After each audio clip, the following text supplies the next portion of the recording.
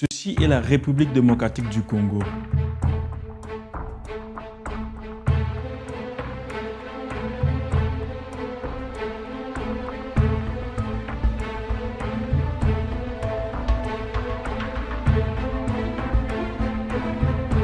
Mais la République démocratique du Congo, c'est aussi ceci.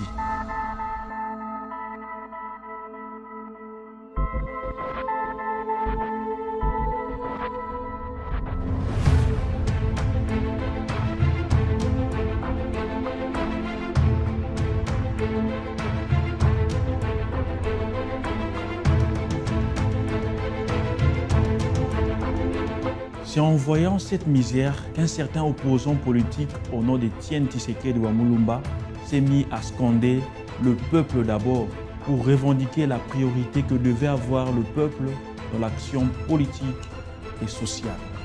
Slogan ou feuille de route, cela reste à vérifier. En guérissant les malades et en nourrissant la foule, dans l'évangile de ce 18e dimanche, Jésus met le peuple parmi les priorités de son ministère.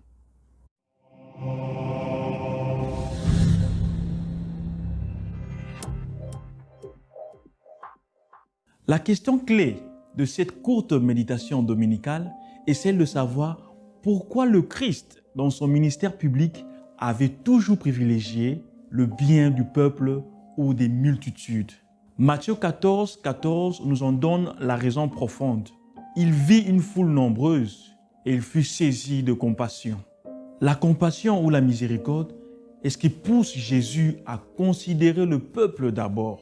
Et regardons comment cette miséricorde se manifeste.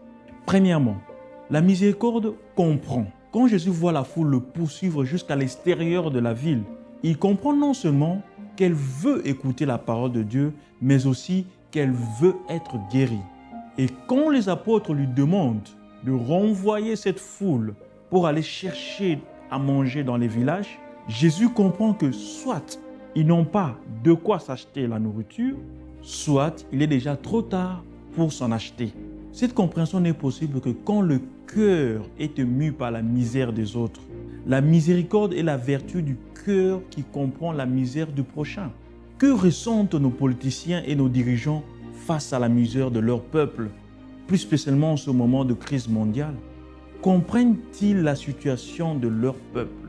Deuxièmement, la miséricorde agit. Jésus n'est pas seulement rempli de compassion, mais cette compassion le pousse à agir, à guérir les malades et à multiplier les pains afin de nourrir la foule. Voilà ce que demande le peuple, être guéri de la maladie physique et mentale par une santé publique efficace et accessible à tous, de la maladie de l'ignorance par une éducation adaptée et intégrale, de la maladie de la corruption par une justice indépendante et juste. Le peuple demande la nourriture parce qu'il est affamé. Il est affamé de la nourriture saine, du travail décent et bien rémunéré, de la paix durable, de l'ordre social équitable. Mais il faut noter que Jésus a multiplié le pain et le poisson qui venaient du peuple, de la foule.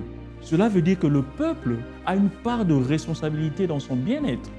Et à propos de la responsabilité du peuple, l'abbé Pierre, un prêtre français, disait « La responsabilité de chacun implique deux actes, vouloir savoir et oser dire. » Le peuple d'abord, bon dimanche à tous.